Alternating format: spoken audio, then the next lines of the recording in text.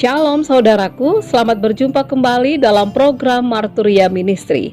Di hari yang baru ini kita kembali lagi merasakan berbagai penyertaan dan pemeliharaan yang akan Tuhan nyatakan di dalam kehidupan kita. Setelah kita boleh menikmati istirahat di malam yang sudah kita lewati. Hari ini di dalam rasa syukur kita untuk setiap yang merasakan pertambahan usia, baik itu kelahiran maupun perkawinan, kami mengucapkan selamat ulang tahun. Teristimewa kami mengucapkan kepada Bapak Pendeta David Peletimu, Ibu Tineke Yulin Polii, Ibu Riama Pangaribuan, dan Saudara Francisco Juliano Gultom, serta Bapak Supriyono Paulus dari Pos Pelkes Waihando.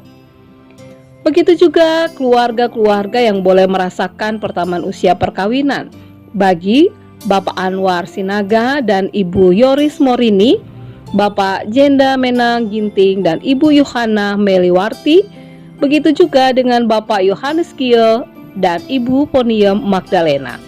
Kiranya Tuhan memberkati dan menyempurnakan sukacita Bapak Ibu Saudara sekalian. Hari ini firman Tuhan akan menyapa kita kembali. Sebelum kita membaca dan merenungkan firman Tuhan, mari kita berdoa. Bapa di surga, terima kasih karena kami senantiasa membaca dan merenungkan firman Tuhan yang merupakan cara Tuhan untuk berbicara atau menyapa kami semua. Urapi kami dengan Roh Kudus-Mu agar kami dapat mengerti dan memahaminya, sehingga hidup kami bukan hanya sekedar menjadi pendengar, tapi juga menjadi pelaku firman yang setia. Di dalam nama Tuhan Yesus Kristus kami berdoa. Amin. Bacaan Alkitab kita pada saat ini terambil dari kitab Matius dari pasal yang ke-6 ayat 14 hingga ayatnya yang ke-15 yang menyatakan, "Karena jikalau kamu mengampuni kesalahan orang, Bapamu yang di sorga akan mengampuni kamu juga. Tetapi jikalau kamu tidak mengampuni orang, Bapamu juga tidak akan mengampuni kesalahanmu." Demikianlah pembacaan Alkitab. Ayat 14 dan ayat 15 ini merupakan penegasan kembali apa yang diucapkan oleh Yesus dalam ayat yang ke-12 pada pasal 6 ini. Persoalan memberikan pengampunan kepada sesama punya keterkaitan dengan Bapa di surga. Mengampuni bagi banyak orang memang bukanlah perkara yang mudah.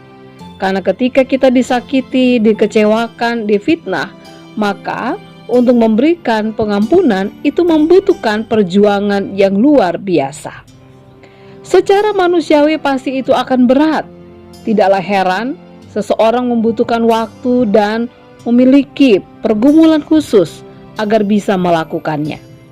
Itu sebabnya ketika seseorang berbicara tentang pengampunan, maka ia tidak akan pernah bisa jika mengandalkan kekuatannya sendiri.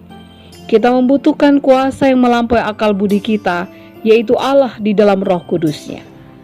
Hanya Allah saja yang sanggup memberikan kita hikmat dan pengertian, bahkan kekuatan untuk melepaskan pengampunan bagi mereka yang sudah melakukan kesalahan terhadap diri kita. Hanya Allah saja yang sanggup menyembuhkan luka batin kita. Oleh sebab itu, ada hal yang perlu kita pahami ketika kita sangat sulit untuk mengampuni. Yang pertama, perlu kita pahami bahwa siapapun kita tidak akan pernah lepas dari perbuatan-perbuatan yang melakukan kesalahan ataupun dosa.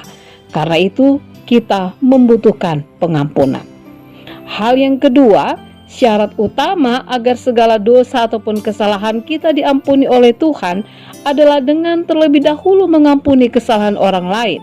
Melepaskan pengampunan bukan hanya berdampak pada pribadi kita, namun juga hubungan kita dengan Tuhan. Jadi, saudaraku, jika kita mau berdoa, bereskanlah terlebih dahulu hal-hal yang akan mengganjal hati kita, sehingga kita dilayakkan membangun hubungan yang baik dengan Tuhan. Ingatlah bahwa Tuhan Maha Tahu dan tidak ada yang tersembunyi di hadapannya. Amin. Bapak Ibu Saudara yang kekasih, mari kita berdoa. Terima kasih Tuhan untuk firman-Mu yang sudah menyapa kami kembali. Biarlah Roh-Mu yang kudus senantiasa menuntun kami dan memberikan kami hikmat untuk dapat menjalani kehidupan ini. Secara khusus ketika kami melepaskan pengampunan bagi sesama kami. Ingatkan kami, ketika kami melakukan hal tersebut, maka Bapa di surga juga mengampuni segala dosa dan pelanggaran kami. Di dalam nama Tuhan Yesus Kristus kami berdoa. Amin. Selamat beraktivitas Bapak Ibu Saudara yang kekasih. Tuhan Yesus memberkati setiap karya, kerja, dan layan kita.